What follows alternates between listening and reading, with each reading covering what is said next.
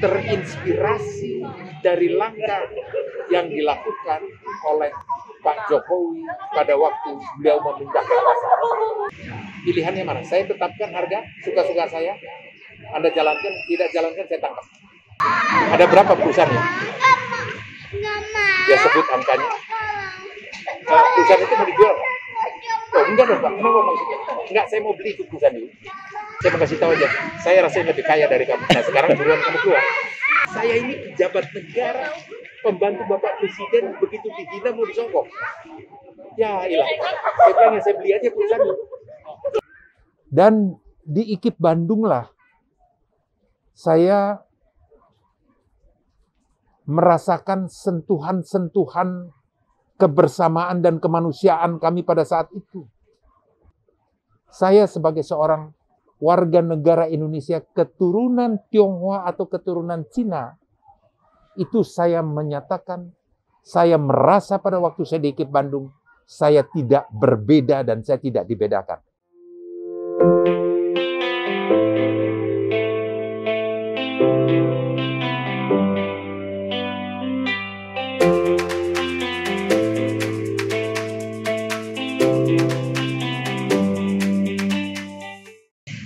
Oke, selamat sore. Di sini kita sore hari di Hotel Royale Bandung di pusat kota Bandung.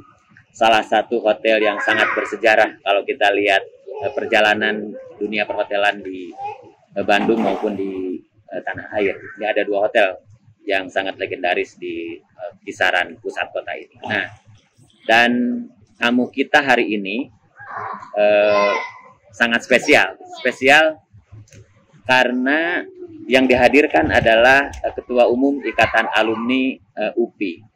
Nah, ini Pak Enggar Tiastolo kita. Selamat sore Pak Enggar. Selamat sore. Dari Jakarta kapan Pak? Kemarin, jadi sudah menginap ya. Nah, saya ingin mengatakan bahwa Pak Enggar ini merupakan sosok alumni yang boleh dibilang sangat komplit tentu saja. Dan kalau kita bicara dari berbagai aspek, ya barangkali ini yang bisa dikatakan salah satu alumni lembagaan kita, alumni yang sangat sukses. Baik kita bicara secara politik, bicara secara dunia usaha, kita bisa melihat pada sosok Pak Enggar. Dan saya sebenarnya agak sulit juga mendefinisikan Pak Enggar itu disebut politikus, disebut pengusaha, atau disebut juga karena konsennya kepada pendidikan sebagai seorang pendidik. Dan jangan salah, Pak Enggar ini doktor kehormatan atau doktor honoris causa bidang pendidikan kewirausahaan dari UPI. Nah, untuk lebih jelasnya, saya kira kita minta Pak Enggar bercerita aja. Pak Enggar untuk sampai kepada titik ini atau perjalanan pada sampai sekarang itu, gimana ceritanya? Ya,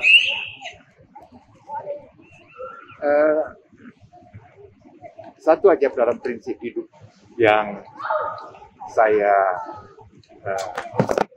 anut atau saya pegang pada posisi apapun dan dimanapun saya berada,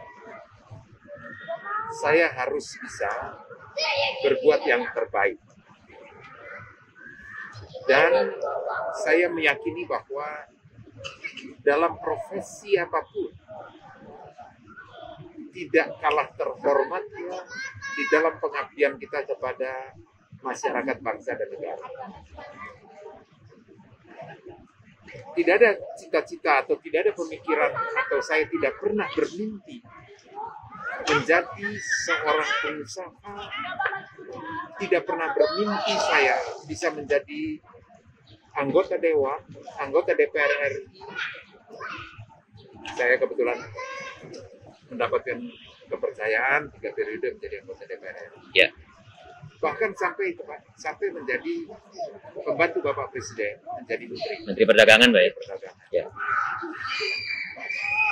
Pada waktu mahasiswa di IKIP Bandung, sejak mahasiswa itulah saya ada keterpanggilan, bahkan sebelumnya, untuk berkontribusi, berbuat yang terbaik Dan saya tidak bisa menerima apabila ada sesuatu ketidakadilan. Kiprah yang saya lakukan bersama dengan rekan-rekan seperjuangan pada saat itu, menempuh berbagai risiko dan berbagai hal yang saya alami. Ini menjadi, atau boleh dibilang mendarah daging barangkali ya. Itulah menjadi satu sikap hidup, menjadi sikap hidup. Nah, tapi sebenarnya kalau boleh jujur, begitu selesai, saya pun berpikir, saya profesi apa yang bisa saya capai atau saya geluti untuk itu.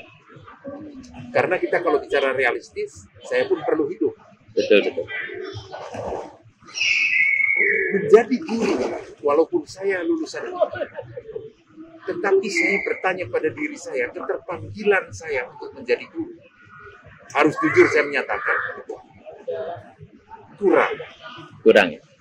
Tapi masuk IKIP waktu itu, niat awalnya ada nggak untuk menjadi guru, Pak? Kalau boleh bilang jujur, nggak juga. Nggak juga ya? Jadi Pak Enggar ini angkatan 70, jurusan sastra Inggris ya? Sastra Inggris. Dari Fakultas Keguruan Sastra dan Seni pada saat itu. Sekarang FPBS. Oke, dilanjut Pak. Ya, nah, waktu itu terbuka kesempatan bekerja di Bangun Cipta Sarana. Pak Sisono membutuhkan seorang asisten yang sebenarnya bukan untuk dalam bidang bisnis, tetapi dalam berbagai aktivitas sosial, kemasyarakatan, organisasi, dan sebagainya. Nah, saya berpikir ini dia, ini yang saya bisa berbuat. Jadi saya melamar, dan CV saya adalah seluruh kegiatan dan aktivitas saya sebagai aktivis mahasiswa. Dan diwawancara langsung oleh beliau. Waktu itu beliau Ketua Umum HIPMI, Ketua Umum Kadin, kemudian berbagai jabatan-jabatan yang beliau emban sampai beliau menjadi DPP Golkar pada waktu itu, pada zamannya Pak Darmo. Nah, saya menjadi staf beliau, menjadi ajudan beliau, menjadi staf pribadi beliau. Kalau sekarang saya menaikkan pangkat, saya adalah speech writer, tetapi saya mencatat apa yang beliau perintahkan. Saya menyusun berbagai hal untuk beliau. Jadi tidak langsung ke bisnis, Pak ya, waktu itu? Saya nggak bisnis. Pembenarannya adalah saya di Bangun Cipta sebagai staf asisten direktur utama bidang pengawasan, penelitian, dan pengembangan. Nah, baru di dalam perjalanannya, saya ditugaskan di HRD kalau sekarang, Human Resources Development, tapi kalau dulu personalia. Yang saya bersyukur dan berterima kasih kepada Pak Sis ada dua hal. Yang pertama, rasa kebangsaan saya, rasa nasionalisme saya lebih ditebalkan oleh beliau karena beliau adalah seorang nasionalis tulen. Betul. Dan sangat kuat sekali. Saya menikmati itu, menyusun, berdialog, dan belajar banyak sekali dari itu. Yang kedua adalah saya diberikan kesempatan belajar untuk sebagai profesional, tetapi sekaligus saya diberikan kesempatan untuk juga aktif di organisasi. Kalau saya hanya satu aja, barangkali saya nggak tahan. Karena dengan latar belakang saya seperti itu, yang lalu itu agak sulit, sehingga saya diarahkan, silakan kamu aktif di HIPMI, silakan kamu aktif di Kadin, dan aktif di Real Estate Indonesia. Nah, inilah yang membuat saya lebih hidup. Nah, disitulah, berbagai kesempatan, berbagai jabatan atau penugasan yang ada di saya melakukan yang terbaik, berbuat yang terbaik. Nah, jabatan yang saya bisa capai di REI misalnya adalah menjadi ketua umum. 92-95, dan itu melalui satu proses, tidak langsung loncat. Saya menjadi wakil sekjen, ketua 3, ketua 1, dan menjadi ketua umum. Pada waktu saya menjadi wakil sekjen, saya sudah bisa menyatakan ini sesuatu jabatan, menjadi ketua umum itu menjadi sesuatu jabatan yang saya bisa capai melalui satu proses. Ya. Tetapi di sisi lain, saya juga harus mempunyai Legacy. iya dalam bidang real estate. Real estate. Apa waktu itu, Pak? Dan saya di Bangun Cipta, kemudian saya setelah wakil sekjen, Pak Siswono lihat nampaknya melihat saya berkeinginan, berpotensi, dan beliau secara terbuka Menawarkan. kamu bisa menjadi ini. Dan saya dipersiapkan di dalam perusahaannya sampai menjadi direktur utama, dan saya mendapatkan saham. Saya diberi saham. Saya bukan anak orang kaya. Saya dapatkan saham di Bangun Cipta. Dikasih oleh beliau. Tapi sebagai catatan, pada waktu itu kondisi Bangun Cipta dalam kondisi yang sulit. Bukan karena penyimpangan dan sebagainya, tetapi karena banyak proyek-proyek yang bohirnya atau pemberi kerjanya adalah Pertamina. Pada waktu zaman Pak Ibnu Sutowo, kemudian Pertamina ada masalah, itu dicoret. Proyeknya sudah dikerjakan tetapi tidak dibayar, dicoret. Nah, itulah menjadi beban. Nah, itu saya meng-carry beban itu untuk di perusahaan yang di real estate yang ditugaskan Pak Rizal, saya jalankan. Nah, teruslah berkembang. Saya juga aktif di partai karena satu hal. Sebagai aktivis, pada waktu itu kita anti-establishment. Betul. Tetapi Pak Sis menasehati saya, kalau kamu mau teriak-teriak saja, kalau kamu mau berbuat sesuatu dan pada posisi kamu seperti itu, kamu adanya di luar pagar dan kamu hanya teriak, kecuali kamu cukup puas hanya sebagai demonstran teriak-teriak itu aja. Apa sih tujuan kamu? Mau berbuat, mau merubah bangsa, masuklah di dalam infrastruktur yang tersedia. Nah, tidak ada pilihan lain pada saat itu. Kalau kamu mau merubah, kamu masuk di Golkar.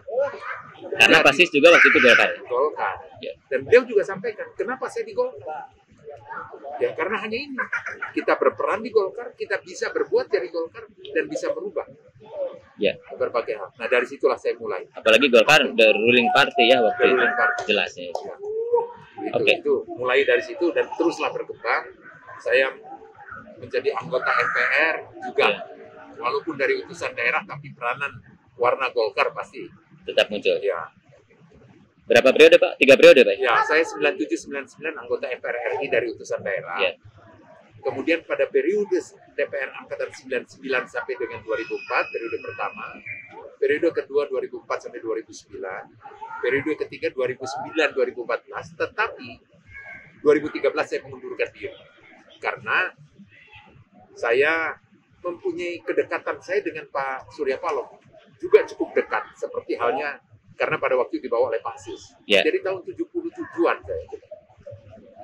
Nah, itu waktu itu saya juga sebagai salah satu tim kampanye, kalau tidak disebut sebagai ketua tim kampanye Pak Surya Paloh waktu Munas Golkar.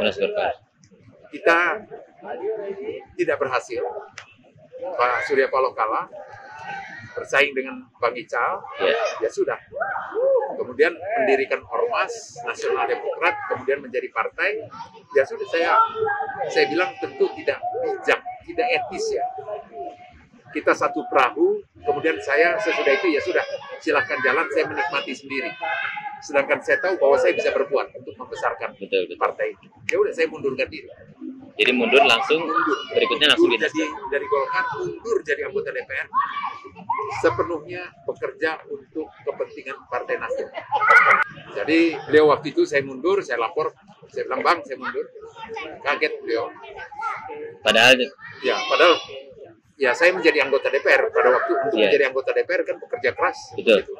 Saya tanya, terus kamu apa? Saya bilang, saya mau menjadi ketua Bapilu. Spesifik.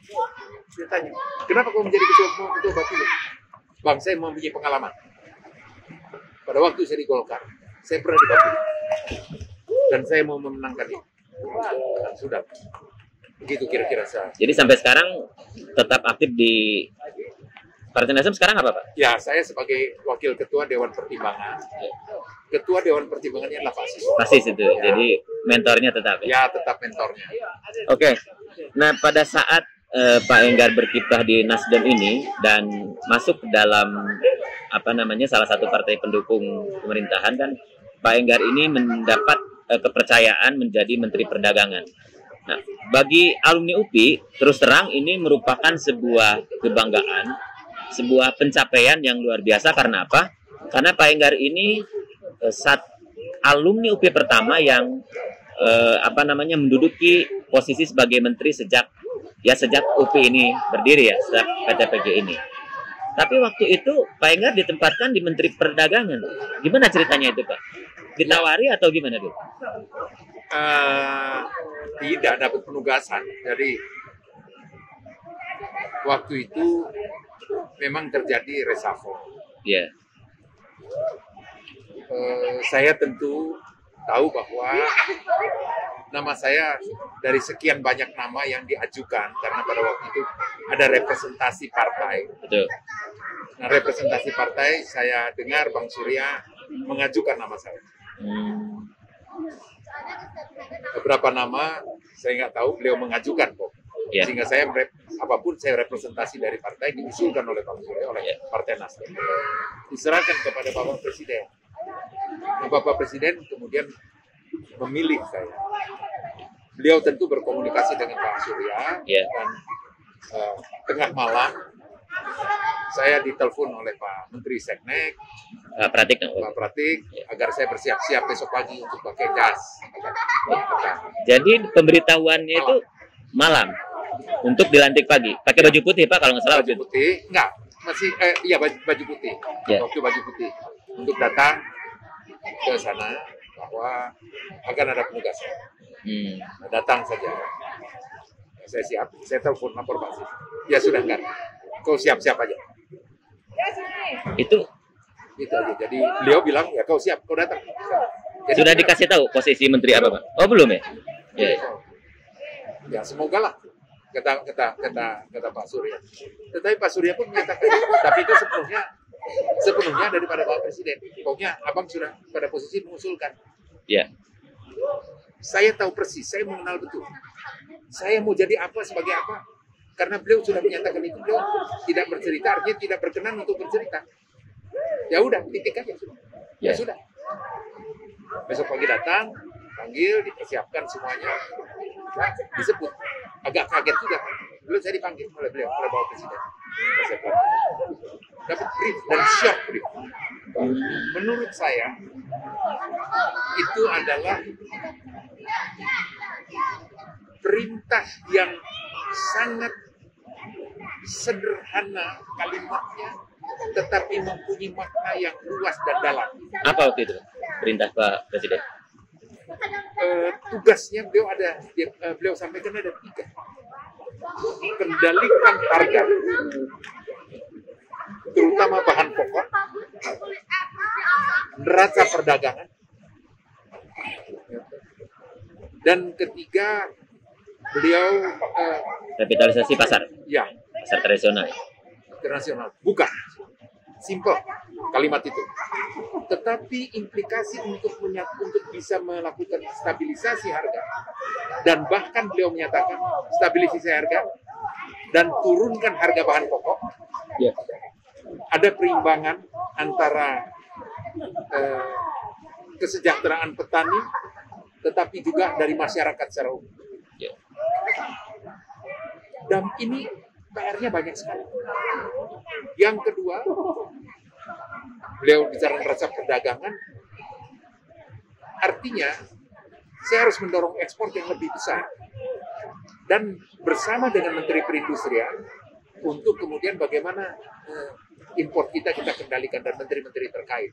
Okay. Dan itu tidak sederhana. Kemudian kita membuka pasar perjanjian-perjanjian internasional. Dan itu luar biasa. Dan susahnya dan ya challenging. Kalau pasar tradisional yang revitalisasi, ingat Pak berapa? Barangkali besarannya itu yang berhasil selama. Target beliau adalah 5.000. 5.000 waktu itu. Dan alhamdulillah lebih dari 5.000. Lebih dari 5.000. Di atas target ya capaian. Karena beliau meminta setiap tahun 1.000. Yang lalu berapa? Pak Menteri kejar. Saya mau dalam 5 tahun perjalanan itu mencapai 5.000. Oke.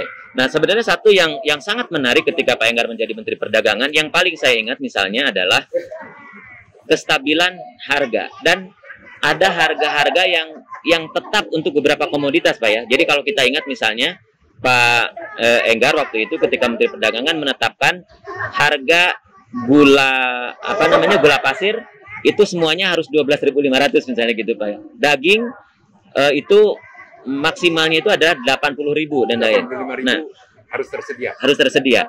Dan Beras 450.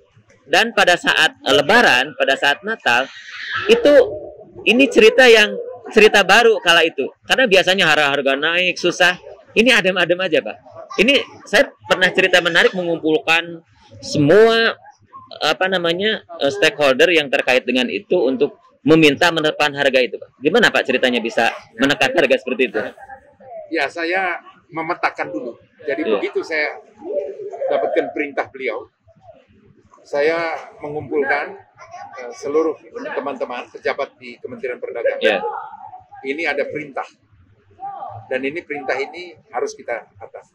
Kemudian kita hitung. Dan bagaimana melaksanakan, saya memetakan bagaimana flow-nya. Ya.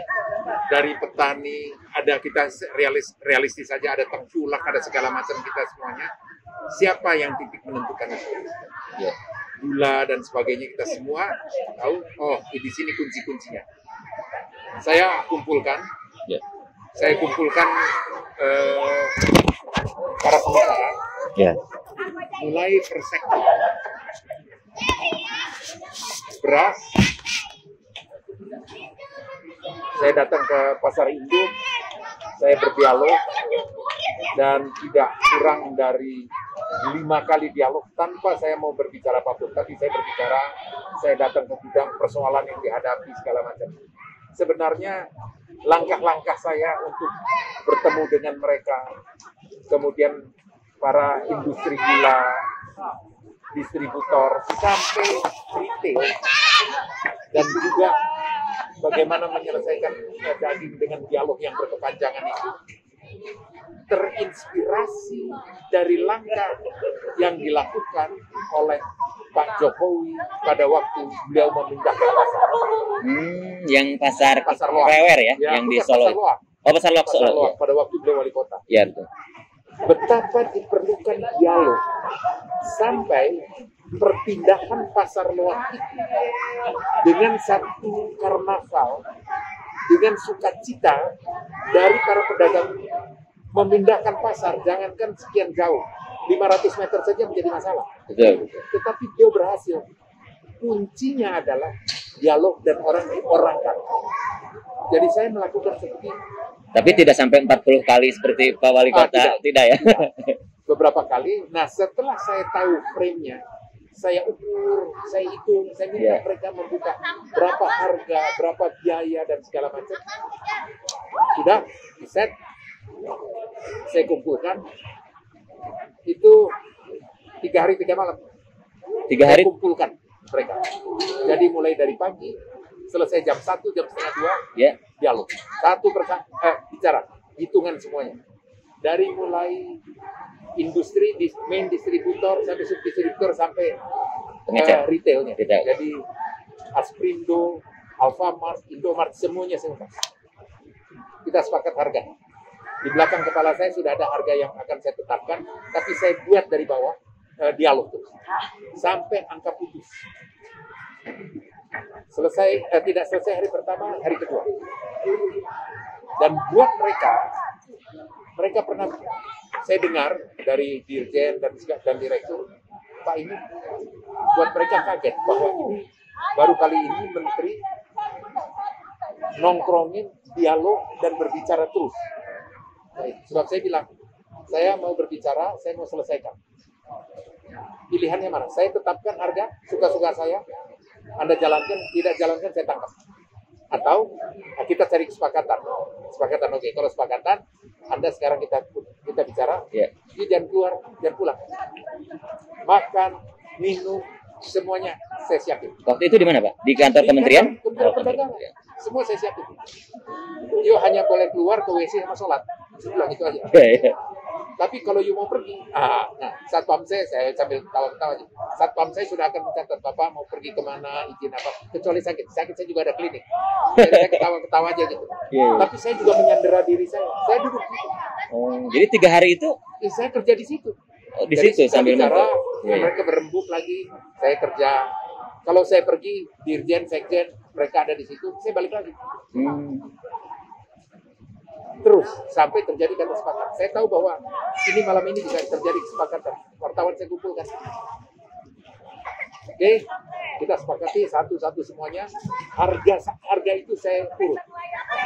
Harga dari pabrik berapa, Ya. dari distributor berapa, marginnya berapa, ini semua saya urut sampai ketemu 12.500 harga ke retail, harga ke masyarakat. Itu sesuai dengan hitungan Iya. Pak Enggar juga ya sebelumnya? Sebenarnya saya agak naikin 500, Bapak Presiden mintanya 12.000. Oh. Saya lapor pada beliau sebelumnya, Pak, saya mohon izin Pak, 12.500. Iya. Dari 15.500 rata-rata menjadi 12.500. Pak, itu 3.000 Pak. Kali 3 juta ton, 9 triliun. Yang kita turunkan. Waduh. Beliau bilang, coba usahakan. Pak, saya 12.500. Mohon beliau. Ya udah. Tapi ada batas waktu ya. Di situ juga menunjukkan bagaimana kepedulian beliau dan beliau detail sekali. Iya. Bisa tahu ketemu angka 12.000. Dan itu di urut yang sama. Kaget saya. Jadi sebenarnya Presiden sudah menghitung duluan juga, Pak? Sudah menghitung duluan juga. Nah, beras juga. Beras harga eceran tertinggi dengan pecahan tertentu itu 9.450. Ya. Ada beras yang mahal silakan, tapi 9.450 harus tersedia. Nah, ini juga menjadi satu keputusan. Begitu kita sepakat, sudah sepakat, oke. Saya bilang, saya panggil wartawan, kaget semua mereka. Jangan keluar ya. Seluruh pimpinan ada di meja. Saya bilang kepada wartawan, tolong, ini kita mau menyampaikan beberapa kesepakatan. Sudah, saya sampaikan ke tuan-tuan ini, ke tuan itu. Rame betul wartawan. Saya minta tolong, semua wajah-wajah ini tolong disit. Sebab nanti kalau ada yang tidak sesuai, saya akan kasih tahu siapa yang tidak sesuai. Nah, itu tolong ditayangkan setiap hari. Nah, itu ya.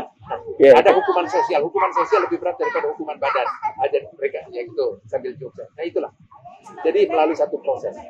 Sesudah itu, rutin. Saya bersyukur punya dirjen PKTN yang juga keras, kontrol. Ada yang harga lebih dari itu, kita peringati sekali, 2 kali masih jalan. Polis lain, PPNS lain. Tokonya aja. Saya nggak usah ke pabrik, ke tokonya aja. Pak, kami masih ada nggak ada? Ya sudah Pak, kami kurangi, tapi itu semacam polis lainnya, PPNS lainnya, coba 3 hari saya hukum dia. Bapak, kami rugi, salah. You melawan kesepakatan, you melawan keputusan pemerintah, saya lakukan. Semuanya akhirnya Menurut ya. Sampai sekarang kalau kita cek harga 12,5. sama ya? Ya. Saya ke supermarket masih jasanya Pak Enggar. Pada waktu saya turun ke bawah, ke pasar segala macam, mereka masih ada jual, tetapi mereka saya yakin tidak akan bisa bertahan lama. Kalau kita mudah di supermarket semua harga sama, Yeah, pasar betul. nggak akan laku. Yeah. Nah, saya kasih tahu, tolong Anda kembali ke 12,5, karena you nggak akan laku. You mau harga sekian, ya silakan, tapi you nggak laku. Karena berbeda treatment saya antara pedagang besar dengan pedagang kecil. Saya tahu mereka ada nyetok duluan. Pak, ini kami stok duluan, ya silakan. Tapi saya kasih tahu, Di supermarket, itu harga 12. di Indomaret, Alfamart, di pinggir rumah gitu udah Jadi, harganya segitu. terpaksa mereka menekan lagi ke bawah. Itu pada saat itu resistensinya seperti apa Pak? Kebijakan-kebijakan Wah, keras itu. segala macam. Ada yang kasih warning saya, Pak. Saya mohon maaf, Pak Menteri. Ini sih, walaupun sudah sepakat, tapi Bapak hati-hatilah Pak ya. Gitu. Kalau nanti Bapak mau pergi ke luar kota, rem mobilnya tolong diperhatikan segala macam. Saya ketawa sih. Tolong sampaikan juga, saya terima kasih sarannya. Tapi saya bilang, saya masih hidup sampai sekarang ini bonus yang diberikan oleh Tuhan, karena Tuhan menugaskan saya. Jadi setiap saat itu saya serahkan. yang pasti saya melakukan. Pada waktu mahasiswa saja, saya ada titik-titik tertentu yang saya menempuh risiko. Waktu mahasiswa aja saya belum berkuasa aja berani. Apalagi sekarang. Apalagi sudah berkuasa. Berkuasa nggak ada takut. Saya terima kasih. Saya nggak ada takut. Bahkan kalau dengar cerita, beberapa pengusaha dalam luar negeri itu berupaya mempengaruhi kebijakan itu, datang langsung menawarkan. Oh iya, ada. Itu ada yang sampai kalau ceritanya itu ya kalau mau menawar itu saya beli perusahaannya, ada gitu. Gimana ceritanya itu, Pak? Dari itu mengenai daging. Daging, oke. Okay. Daging. Ya. Untuk mencapai segitu, dibolak-balik saya hanya mampu menurunkan dari 125 130, 110 sampai 115. Bapak Presiden menegur saya. Ya. Pak, kalau kayak gitu kita impor daging kerbau, Pak. Dari India. Dari India. Secara masif. Nah, pada waktu saya sosialisasikan, dia para importir itu nggak bisa, Pak. Nah, saya bilang, ya saya akan tetap jalan. Nggak bisa ya, oke saya jalan. Bapak nggak bisa berhasil. Agak tersinggung saya. Tapi saya bilang, ya oke silakan. Iya. Saya paksakan semua pedagang harus menjual itu. Mau minta margin berapa, saya penuhi. Margin itu harus di atas 10.000 baru jalan. Begitu tuh jalan, datanglah pengusaha itu. Dia bilang, Pak, saya kasih saya aja deh, Pak. Saya yang kerjain. Loh kan dia nggak mau.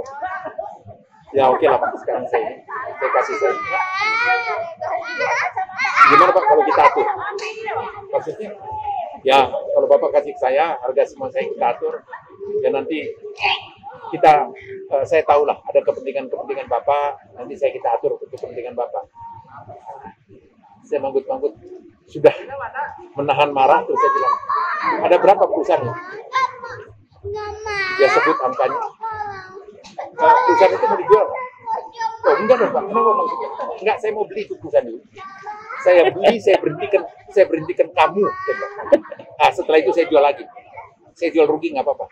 Saya mau kasih tahu aja, saya rasanya lebih kaya dari kamu. Nah sekarang buruan kamu keluar dari ruangan ini. Iya. Ucet.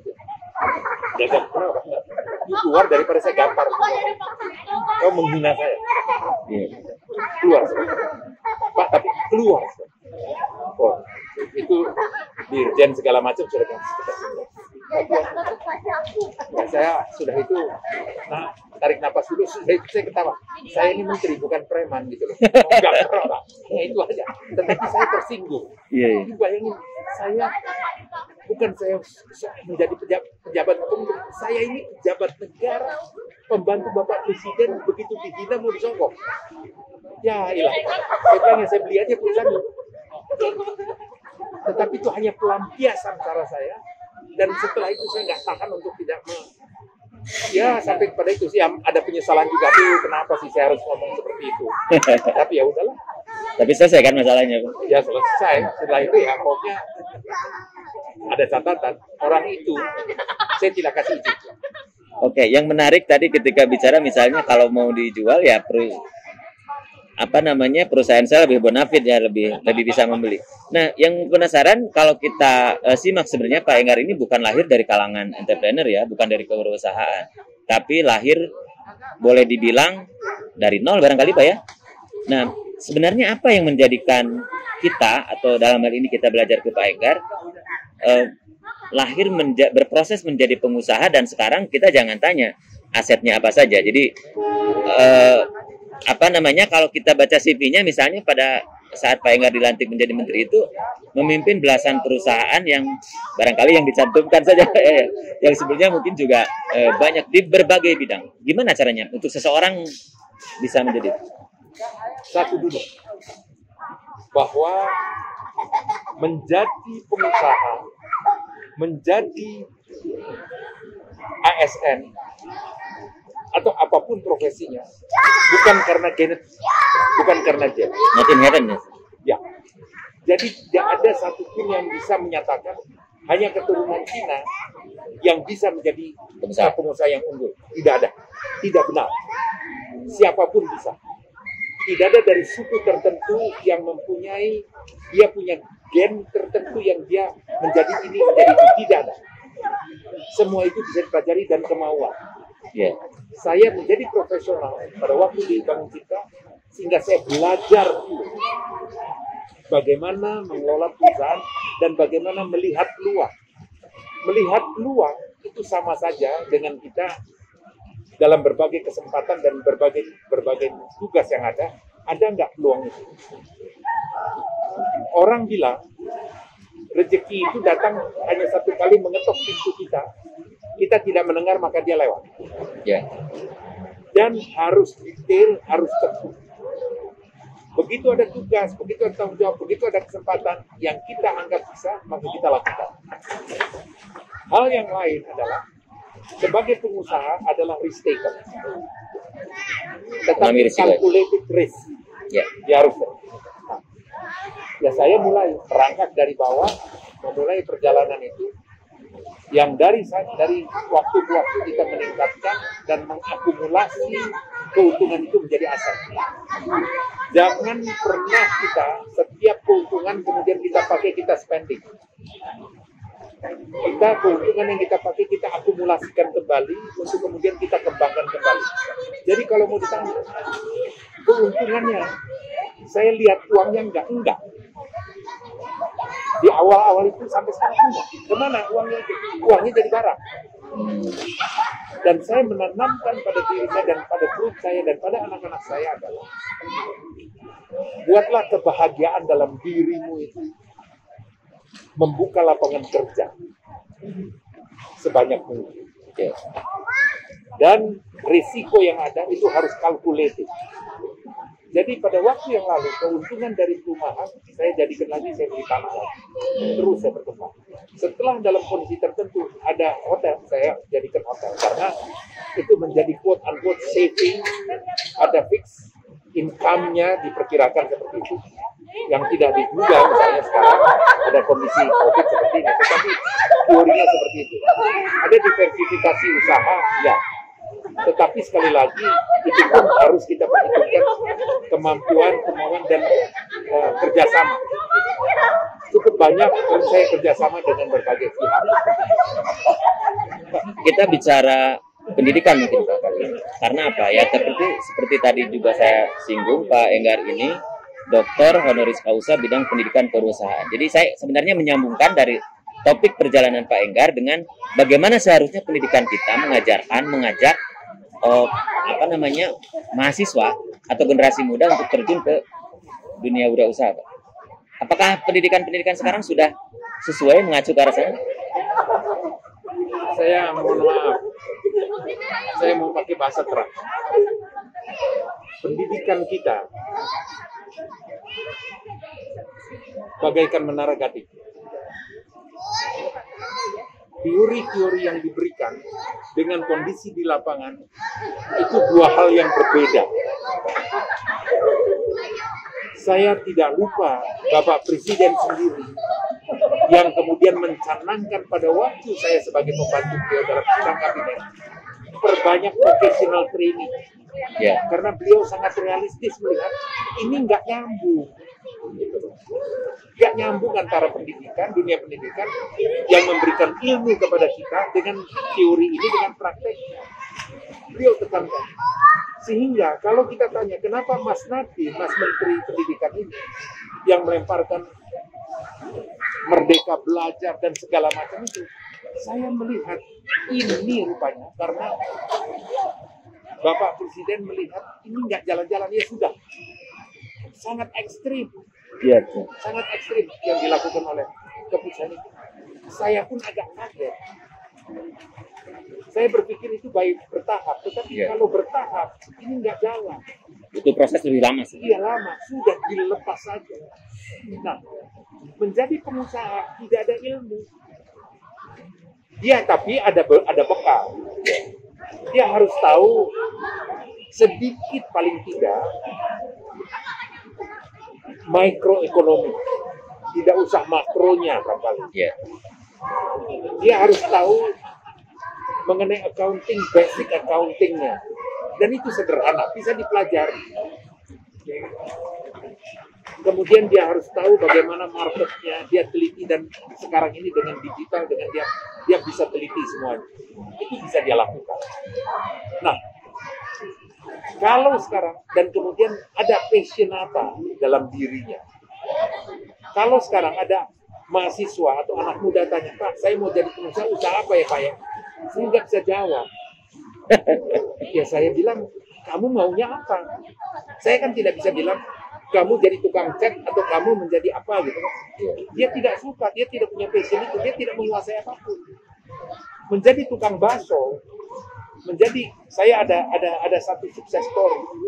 Mulai dari penjualan mie bakso online, dan bukan dulu dari offline-nya, dari online, sampai dia punya gerobak bakso, sampai dia punya ruko, sampai dia punya rumah makan bakso, mie bakso.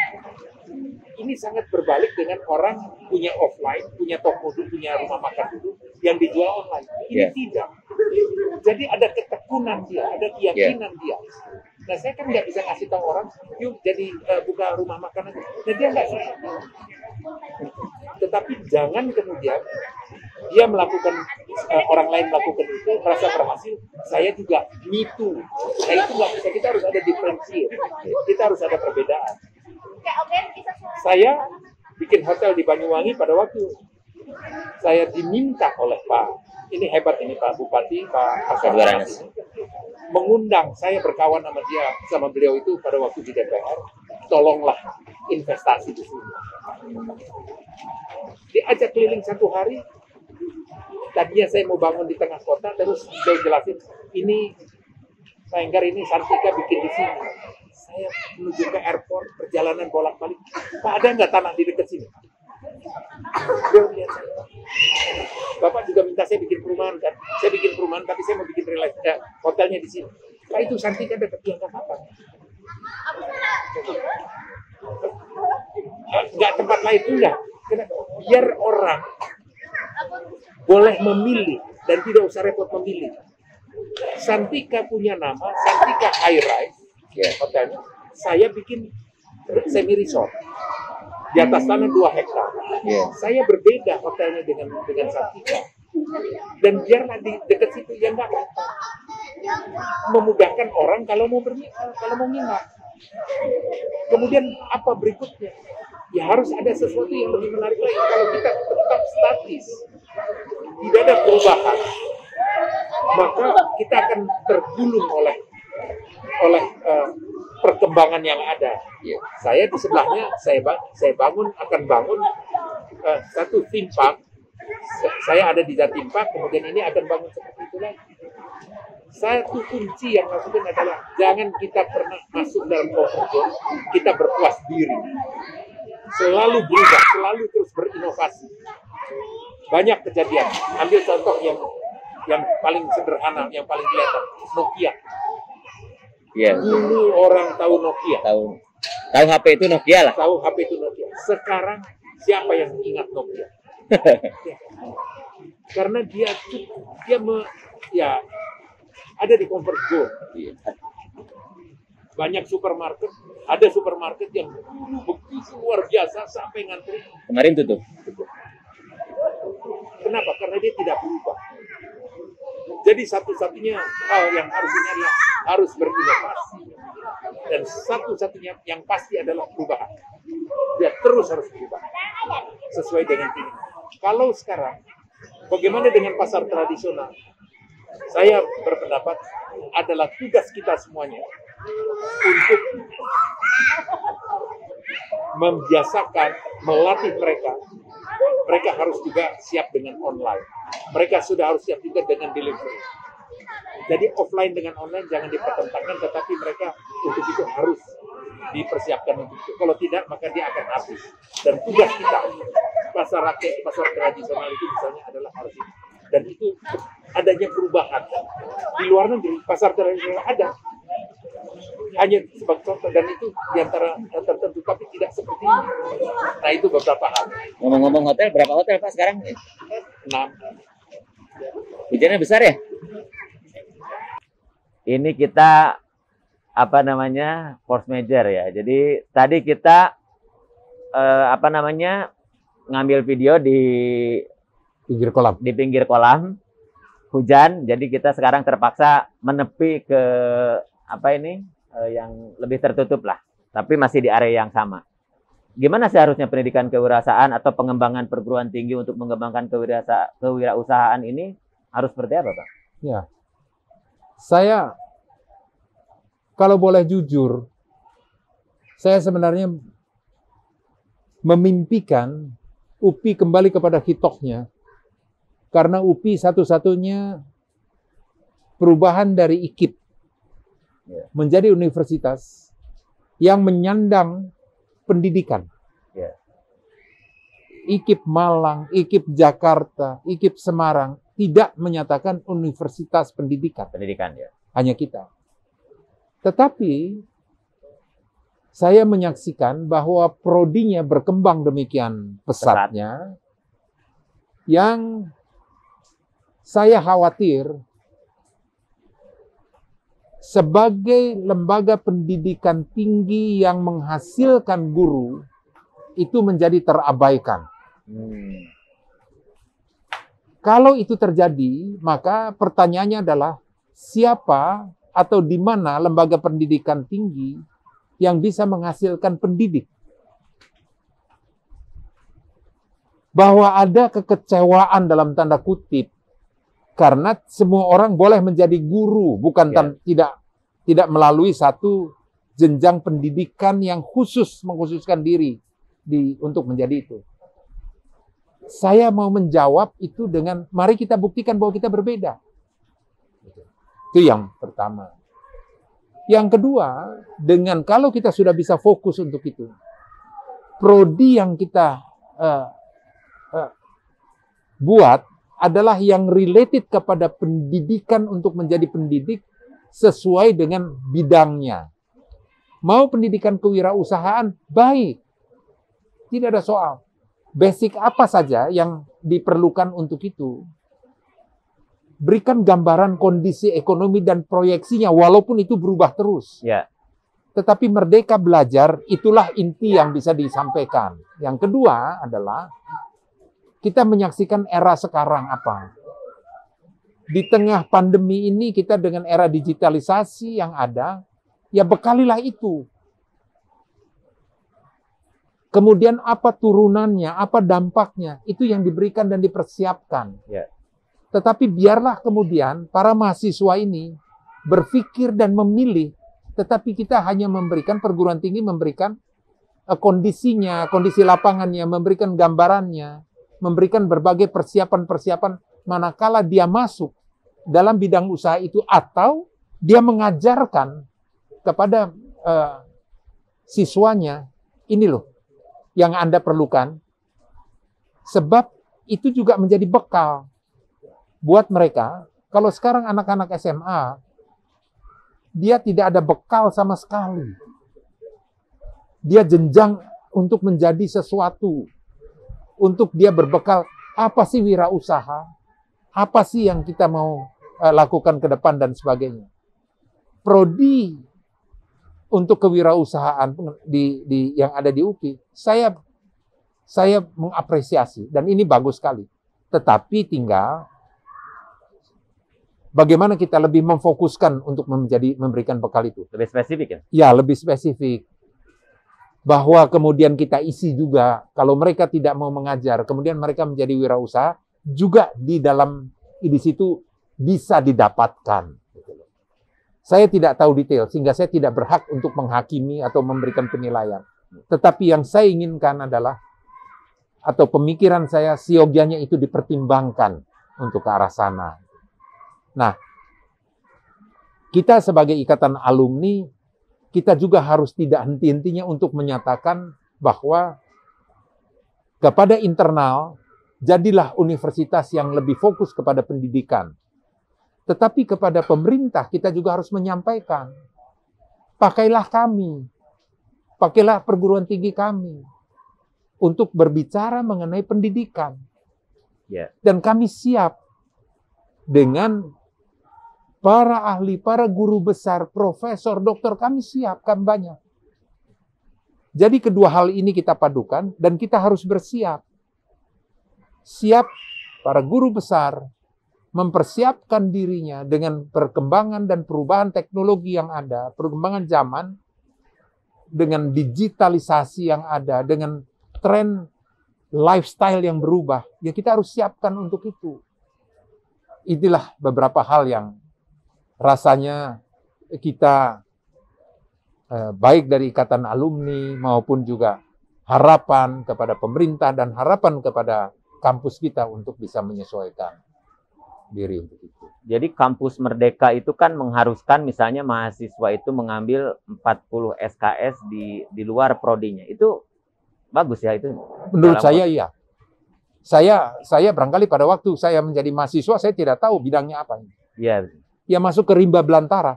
Iya. Karena kita ada di Menara Gading, tiba masuk di rimba belantara. Nah sekarang mari saya ingin mengajak bahwa UPI mari untuk bersama dengan IKA kita mencoba semaksimal mungkin untuk menyiapkan siapa yang siap dengan mendukung program itu. 40 SKS ya. 40 SKS itu bisa di luar prodi dan di luar universitasnya, Pak? Ya itu dia. Ya. Siapkan saja siapa dimintakan, kita kumpulkan. Itu menjadi kemudian kita serukan kepada para alumni. Dan alumni tidak semata-mata hanya di tempat kita. Kita bisa ajak. Barangkali dengan jaringan yang saya miliki, saya bisa bicara dengan Apindo misalnya, untuk ini kerjasamalah dengan UPI untuk kampus Merdeka itu. Ya, Merdeka Belajar ini Merdeka segala Belajar. macam. Apindo dengan nanti para anggotanya. Selain tempat saya sendiri misalnya. Kemudian dengan Kadin, dengan asosiasi yang lain, itu kita bisa lakukan. Sesuai dengan bidangnya masing-masing. Nah, banyak lagi teman-teman kita yang lain yang mereka bisa membantu untuk itu. Oke, kalau kita lihat kan sebenarnya Pak Enggar ini ada di beberapa kompartemen ya di bisnis, di politik, dan kalau kita menyimak misalnya pada saat pengukuhan Dr. Honoris Causa itu Pak Enggar menyelesaikan 3 universitas, 3 university. Jadi University of Academic-nya itu di UPI, University of Networking-nya itu di berbagai organisasi, di berbagai asosiasi profesi, dan University of Entrepreneurship yaitu kewirausahaan. Dari 3 itu Pak, kalau tadi kita bicara lebih cenderung ke akademik, ke kampus, sebenarnya yang paling menentukan di dalam kiprah seseorang itu yang mana sebenarnya? Belajar dari Pak Enggar ini. Dari pengalaman saya sebagai orang yang ditempa di IKIP Bandung, dia melahirkan atau membentuk saya untuk pola pikir. Itu bekal buat saya. Membangun pola pikir. Membangun pola pikir. Dan di IKIP Bandung lah saya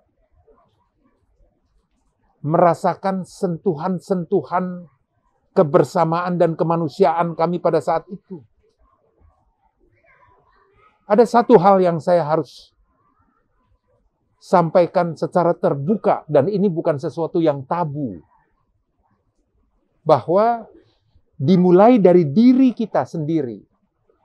Saya sebagai seorang warga negara Indonesia keturunan Tionghoa atau keturunan Cina, itu saya menyatakan, saya merasa pada waktu saya di IKIP Bandung, saya tidak berbeda dan saya tidak dibedakan. Tetapi bisa terjadi seperti itu adalah saya harus memulai.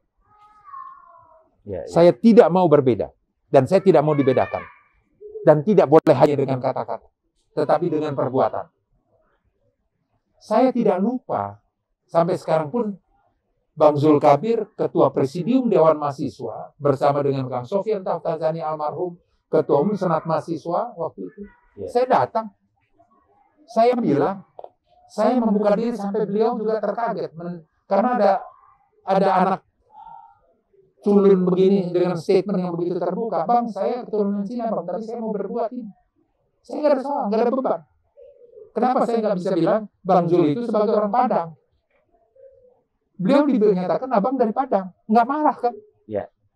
Tetapi jangan pernah menyaksikan rasa nasionalisme saya dan keberpihakan saya dan perjuangan saya untuk kepentingan bangsa dan negara ini. Saya tidak pernah mau kalah dengan suku manapun. Yeah. Saya tidak pernah mau kalah dan saya buktikan itu. Nah, pada saat sesudah itu ternyata saya diterima dengan baik. Saya bisa berinteraksi dengan baik. Dan bagaimana mereka juga menyayangi saya. Saya tidak mau berbeda, saya tidak mau dibedakan, dan saya terus berinteraksi dan berjalan. Dan itu ada di IKIP Bandung. Iya. Ini menarik sekali ya, pada UPI yang sangat religius, yang sangat lokal Jawa Barat barangkali, karena IKIP itu ada di beberapa kota.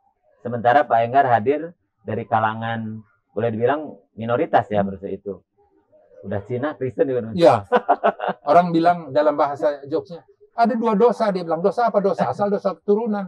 Udah Cina, Kristen pula. So what? Saya dengan ringan aja, saya bilang ketawa aja.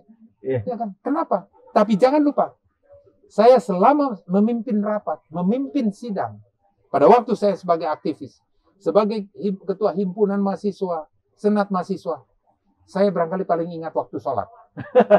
Saya bilang, break dulu saudara. Saya waktu ada yang bicara, tolong berhenti dulu. Waktu sholat. Tutup.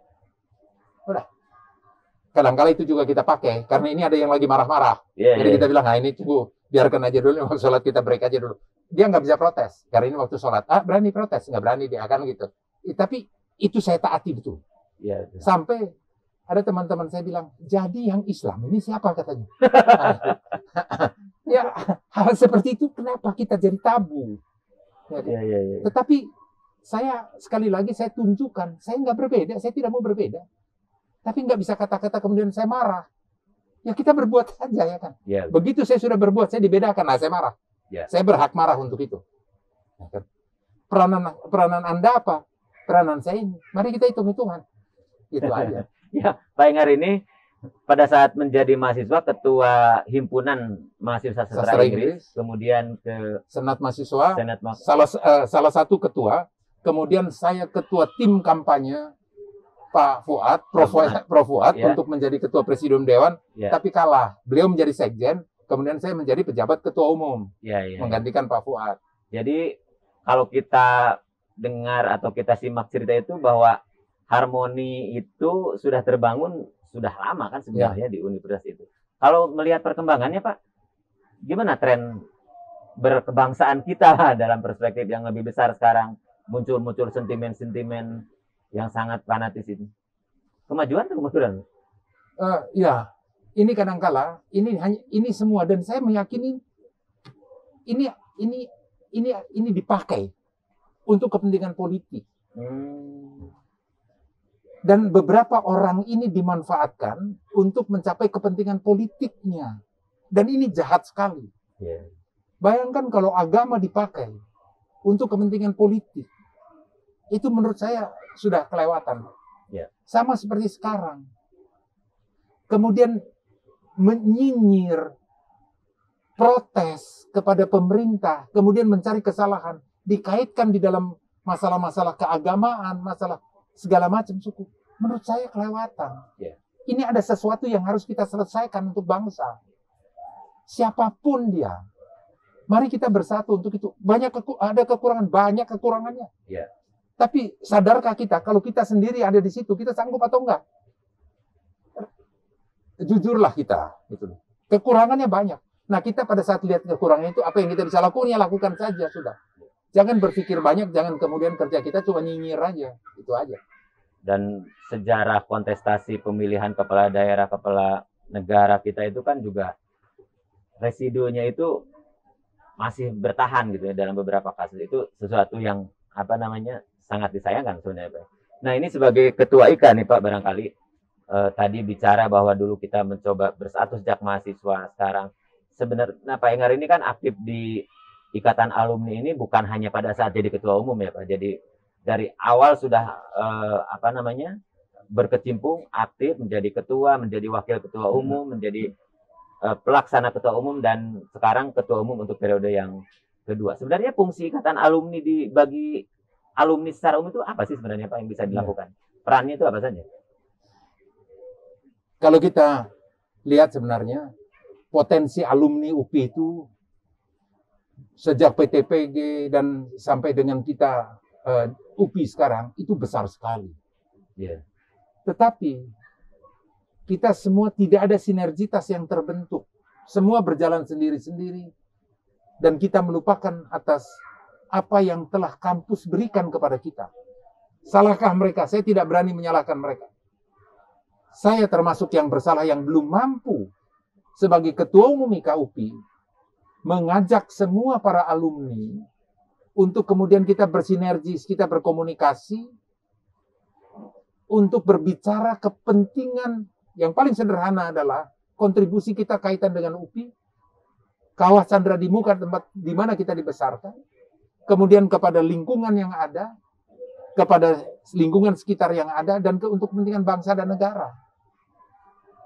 Saya ingin mengajak seluruh para alumni, kini kita sudah memiliki kantor, sekretariat, yang terbuka, yang bisa datang untuk tempat bernostalgia saja minimal, tempat kita bisa berdialog, bisa menitip pesan, dan kemudian sekarang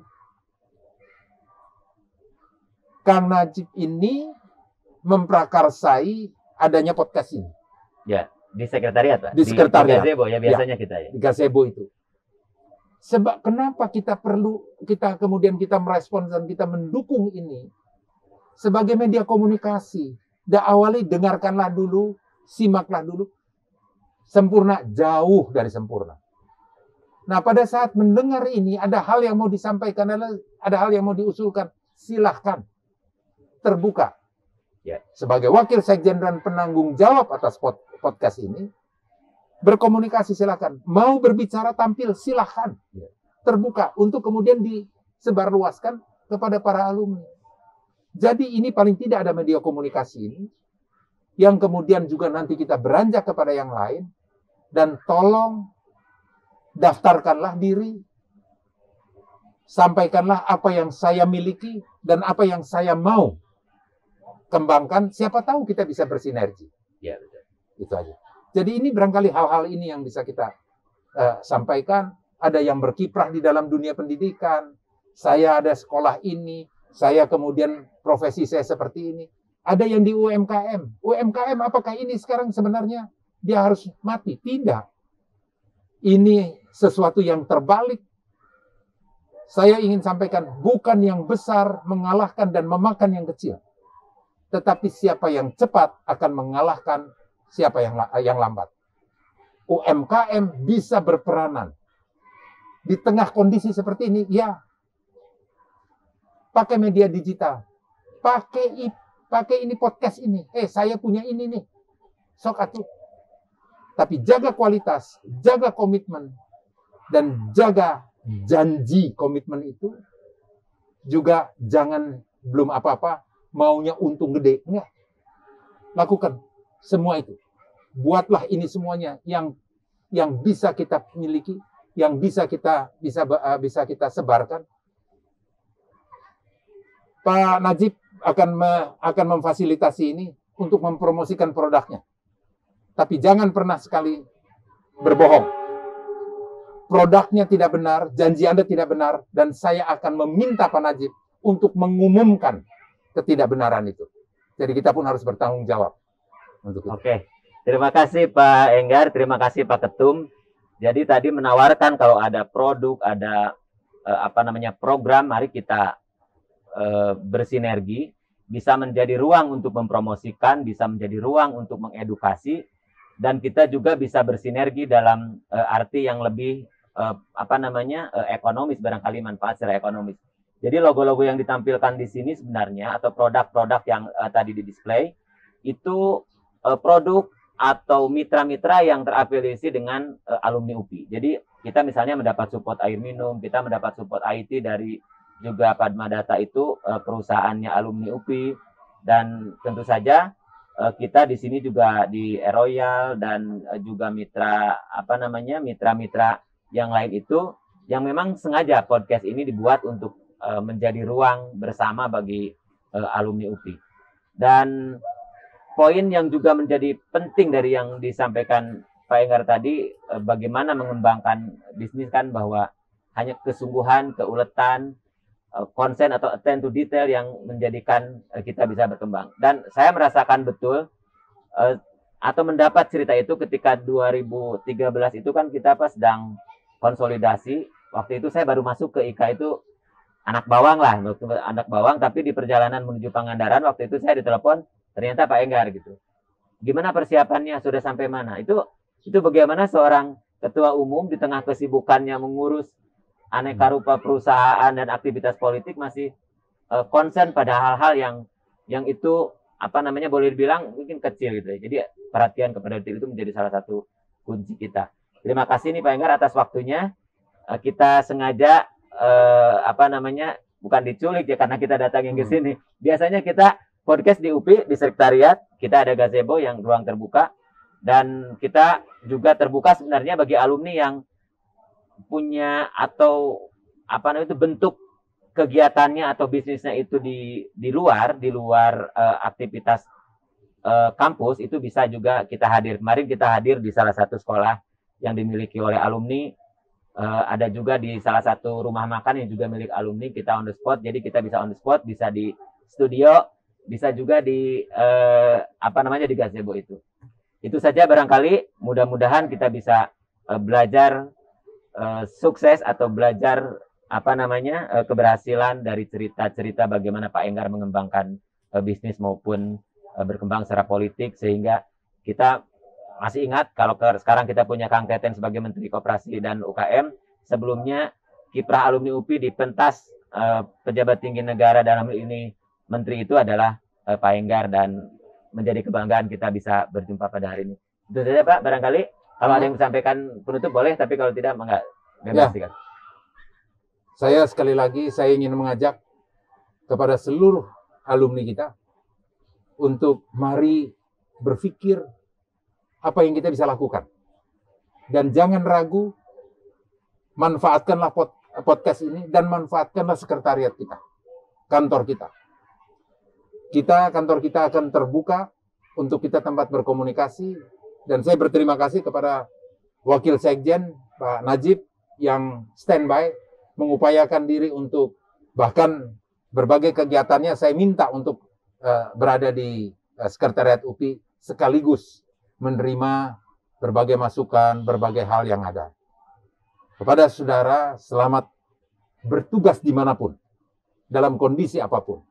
Dan jangan lupa jaga kesehatan, jaga protokol kesehatan, lakukanlah itu, pakai masker.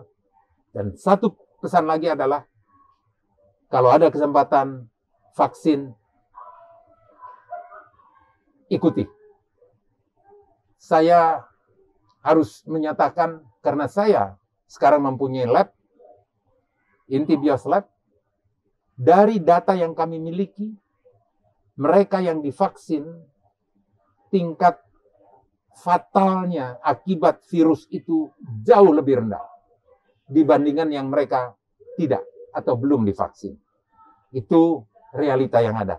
Tapi jangan terlalu kita terbeban. Tetap kita jaga kesehatan, tetapi kita tetap harus optimis dan bahagia. Itu saja. Terima kasih. Untuk penonton, untuk alumni UPI se-alam dunia yang menginginkan atau menyarankan narasumber lain dihadirkan, siapa, di mana, bidang apa, silakan nanti tulis di komentar channel kita di YouTube kita, di YouTube Ikatan Alumni UPI maupun di YouTube TV UPI Digital, disampaikan, hadirkan dong siapa gitu, atau kami ingin alumni yang seperti apa yang dihadirkan, silakan. Dan itu saja barangkali. Terima kasih. Wassalamualaikum warahmatullahi wabarakatuh. Waalaikumsalam.